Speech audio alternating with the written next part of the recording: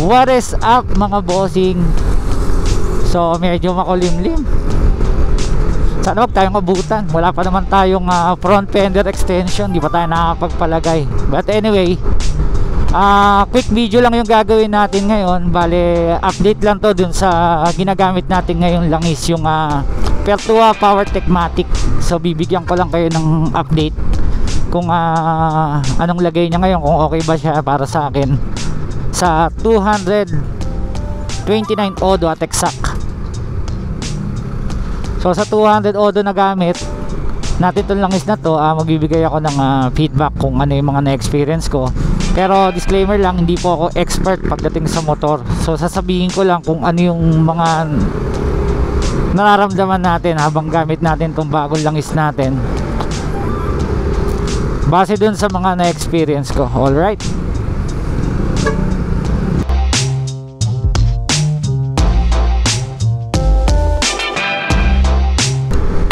so unang napun ako dito sa langis na gamit natin sa 230 odo nya. Yung dati ko nararamdaman na kunyari galing ka sa hintot sa Abante ka, yung mararamdaman mong vibration, yun medyo halos wala. Sa 230 odo yan, naulit-ulit ko. So hindi ko alam kung pagdating ng 500 odo kung mayroong bang pag-iiba, i-update ko pa din kayo. So sa 230 odo wala akong maramdamang ganong vibration kapag galing ka sa hinto tapos pa-andar ka.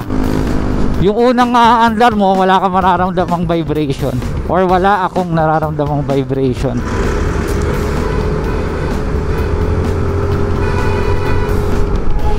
Pwesto tayo. Okay. Oh no. So pangalawa mga bossing, hindi ka makakaramdam ng gaspang na naramdaman ko before dun sa pinakaunang langis na gamit natin dito sa ating NMAX. So yung gaspang wala. Hindi pa ako nakakaramdam sa 230 odo nya. Tapos ang kagandahan dito, hindi nagbabawas. So nakabasa rin ako sa social media ng mga negative feedback regarding sa langis na to. Then syempre hindi natin maiwasan na may pagkumpara yung nararamdaman natin versus dun sa nababasa natin o nalalaman natin. So parang sa sarili kong opinion, iba pa rin talaga pag ikaw talaga yung gumamit. Kasi ang kanya-kanya kasi ng yan eh. Kumbaga meron tayong iba-ibang panlasa or yung tawag dito, preference pagdating sa langis or pagdating sa kung ano man.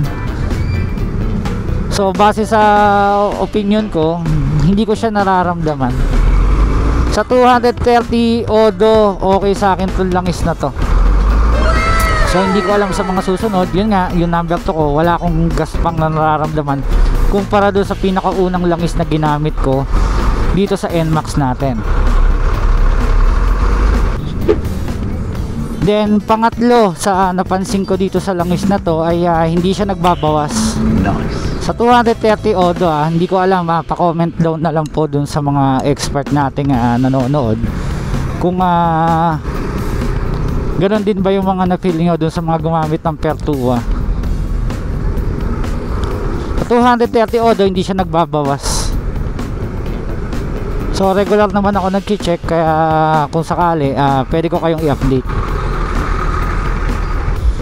Pang-apat at panghuli sa mga napuna natin, smooth siya sa makina.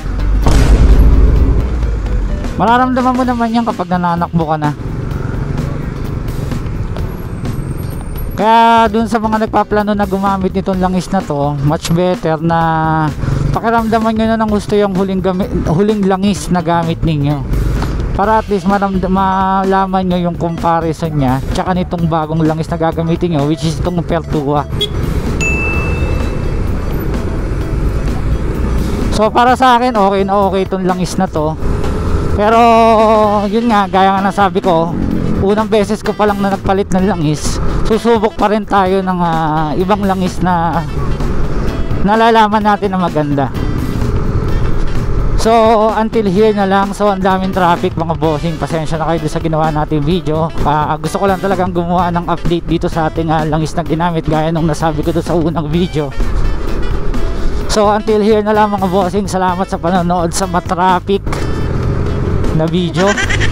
Alright, kita po tayo sa susunod na video. Ride safe po sa ating lahat.